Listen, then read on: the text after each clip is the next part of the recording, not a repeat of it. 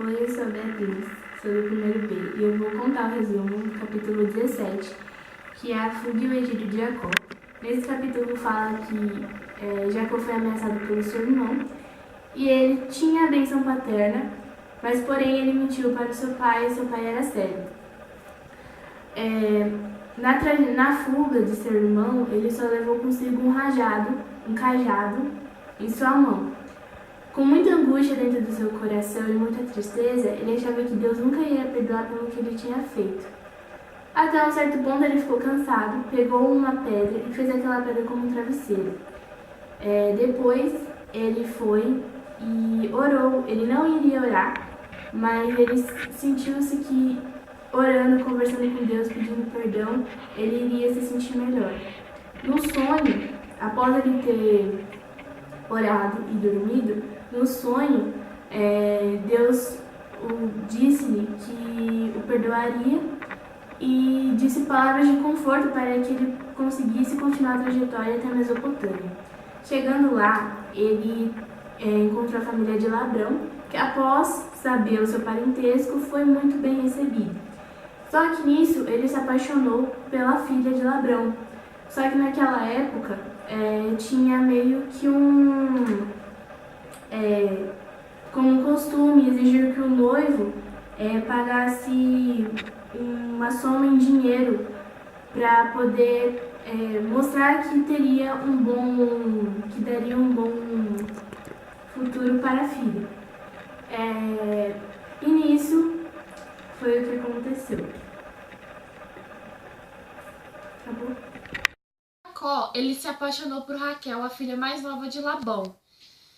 E ele deveria trabalhar por alguns anos, porque era de costume da época, as pessoas interessadas em outras, os homens no caso, trabalhar por alguns anos para conseguir arrecadar dinheiro para cuidar da mulher e também para se conhecer por mais tempo.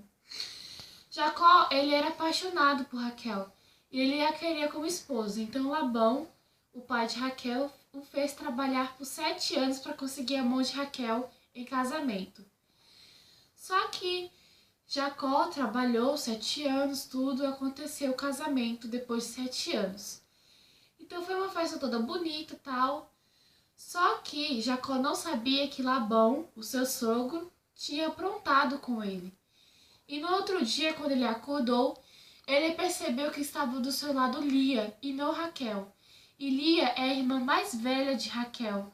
E como de costume da época, a irmã mais velha deveria se casar primeiro que a mais nova.